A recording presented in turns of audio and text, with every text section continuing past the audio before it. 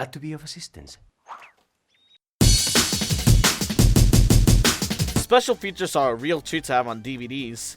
It was a big selling point when DVDs were first introduced, and for good reason. They were a way for creators and publishers to put bonus content for the film, to make it the ultimate home viewing experience compared to VHS. These include documentaries, behind-the-scenes footage, deleted scenes, games, and tons more. Dang it! It's really shocking how much content some publishers were able to fit in just a 5GB disc. And once Blu-ray was introduced in 2006, you'd think they add more features than on DVD, especially since there's more space for more content, right? Well, sort of. It just kind of depends on the Blu-ray. While most of them offer more special features than on DVD releases, there's some odd cases. Some Blu-rays have the exact same features as DVDs, so are really only getting a technical upgrade. And nowadays, you're lucky they even have special features at all. But the weirdest one out of all of them is BD Live. What is BD Live? Well, it's basically a live service, but for watching shit on a compact disc. Sony, why are you like this? And funny enough, you can only access these features on a Wi-Fi connected Blu-ray player. So if you happen to own one without an internet connection, well, tough shit, idiot! You can't play trivia games or chat with your friends while watching a movie or edit videos and share them online or make music playlists. Was Sony really that behind on what people can do in 2009? I'm pretty sure you can do these online already, so what's the point of this? This feature played on several Blu-rays up until around 2014. Like, goddamn, seeing that option in the menu makes it feel like it's taunting you in a way. You can't even access it on some modern Blu-ray players or even game consoles like the Xbox One. It's practically dead now. It's such a pathetic feature in the long run, and it's just a lame way to chase the trend of online services. Which makes it really funny seeing BD Live enabled Blu-rays on thrift stores for about $12, or even $6 if you're lucky. However, none of these are as weird as one I'm about to ask you. Have you ever had a Blu-ray that requires a tablet to access bonus content? If the answer is no, this is what the second screen app experience was like. And if the answer is yes, I am so sorry. The second screen experience is kind of a vague concept. So vague that the Wikipedia article isn't sure about how to improve it since 2015. In the simplest way I can describe it, the second screen experience is a noticeable trend that companies have noticed around 2010, where people use another device like a tablet or phone to interact on social media while watching TV. So in order to benefit from that growing trend, they decided to make apps for people to use to replicate that experience with different forms of media, by adding bonus content that is only exclusive to that app. TV shows, sporting events, and even games. Yeah, people thought it was crazy that one can be entertained with two screens at once before it was normalized. That's how crazy technology was evolving in the 2010s. That phenomenon is also how the Wii U came to be, and everyone knows how that went. Many people thought this would be the future of entertainment at the time, being able to experience their favorite form of entertainment between two devices. And while the general idea so flourished, the dedicated ask for that idea alone died down around the late 2010s, as people tuned to streaming for full-time entertainment. That doesn't stop some companies from making second screen apps for Blu-ray discs, despite being the perfect medium for bonus content. The main culprit of this being Disney's second screen, which was introduced in 2011 with Bambi Diamond Edition. The point of this is to sync the app with the Blu-ray copy to access bonus content, including storyboards and behind-the-scenes stuff. And it's not just Bambi they did this for. There were other films that had their own second screen app by Disney, like Tron Legacy, Pirates 4, as well as The Lion King and Lady and the Tramp, just to name a few. Depending on the app, you can have it sync with the movie to have an interactive timeline of games or filmmaker info while the movie is playing. Why did they do this? I feel like a second screen app could work for something like a TV show, since that bonus content is exclusively on the app itself. But I don't see the point of adding that to a Blu-ray disc. Blu-rays are more than capable of adding a ton of bonus content, especially since, like I said before, they have a lot more storage than DVDs. So it just feels like an excuse of not making a second disc for those added interactive features. There's already something similar to the interactive timeline thing with the 2010 Blu-ray releases of the Shrek movies. That feature being the Animator's Corner, where it has behind-the-scenes interviews show up while the movie is playing to learn more about the movie. It's definitely not something that only the app can do. Sure, it may be interesting at the time, but nowadays it's just really silly to see.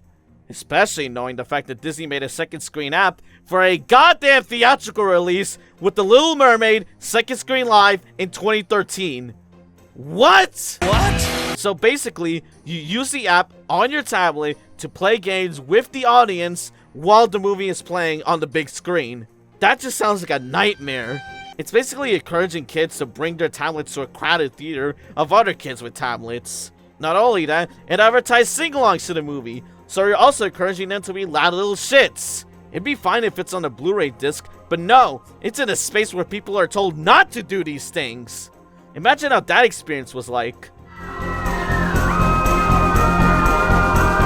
Actually, I can't really imagine it since some people recorded a bit of that experience anyways. All up on YouTube.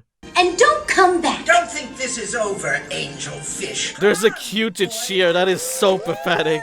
It's such a distraction too, since you're supposed to get the highest score in the games while trying to pay attention to the movie.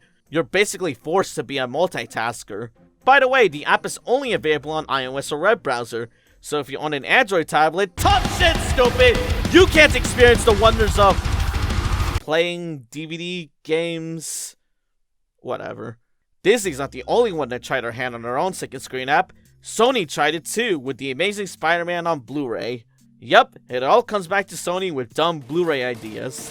Funny, since they're the ones that developed the damn format in the first place. Now, I actually wasn't aware of the second screen phenomenon when it was first popular, mostly because I was in middle school and I was stupid. So I never knew about it until I decided to own the Spider-Man 9 disc set, which includes all the live-action Spider-Man films including Into the Spider-Verse. And when I boot up The Amazing Spider-Man's Blu-ray disc, I was greeted with The Amazing Spider-Man second screen app. 2 screens, 1 amazing experience. Wait, what? I was just so confused on why that was a thing. Oh, and I also realized that there isn't any other special features in the disc, other than the audio commentary and previews, so that's cool. So, I actually tried to find workarounds to get it to work in some way. Mind you, I did this a few months ago, so as expected, the technology is obsolete by now. I tried multiple Android emulators to get this thing working, but no matter which one I use, and no matter how hard I try to get the specific Android version at the time correctly, I couldn't get the app installed at all. And then I realized how stupidly complicated the setup really is. You not only have to have the Blu-ray disc of the movie, but also a Wi-Fi connected Blu-ray player, which I don't have, and a specific tablet to get this thing working, which I also don't have. And when I try to look at some listings for it on eBay, most of them are broken. And if you don't have any of these things, well, too bad. What's even funnier is that Disney stopped supporting their second screen app in 2016, so I'm assuming the same thing happened to the Spider-Man app because no one really gives a shit. It's so specific on what's required to get it to work that it just feels limiting to the user. You're better off just having these features on a disc anyways, and are you kidding me? There's already a disc for special features on a standalone release? What? Yeah, why bother getting a whole tablet for bonus content when you can just have fun with the ones on disc anyways? Cause isn't that what the fun of Blu-rays and DVDs are all about? Just having a nice little home media experience on just 1 or 2 discs? Anyways, other releases did try this whole second screen app thing as well, like the Wolverine, the Smurfs, Cowboys and Aliens, but they all feature the same general features anyway, so it's really just another one to add to the pile. The Smurfs one, however, just sounds really boring. All you do is interact with whatever is on screen and sync with the movie, and that's really it. Wait, what do you mean it did one for the Smurfs too? So yeah, the second screen app thing just feels like a physical version of BD Live. They're both online exclusive features on Blu-ray, they both feature extra content not available in the original disc, and both are completely damn useless nowadays since companies stopped supporting it. And it didn't take long for the Blu-ray second screen app trend to fizzle out, lasting about as long as the Confederacy. In general, the second screen app for Blu-ray sounds neat on paper, but in execution it just falls really flat, and it just seems really pointless at the end of the day. Some of that content on those apps are uploaded to YouTube anyways, so the exclusivity of it just feels like a novelty more than anything else. Some of it is lost media though, which is a shame. But yeah, at least you can do some funny stuff with the ones available. Dick fast! What's that green stuff coming out of that bottle? I don't know. Ah! Ah! I'm gonna turn you all into lizards and kick your ass. Come here! This man deserves an Oscar! The second screen app phase is just a useless, short-lived fad that's slightly forgotten about by most people.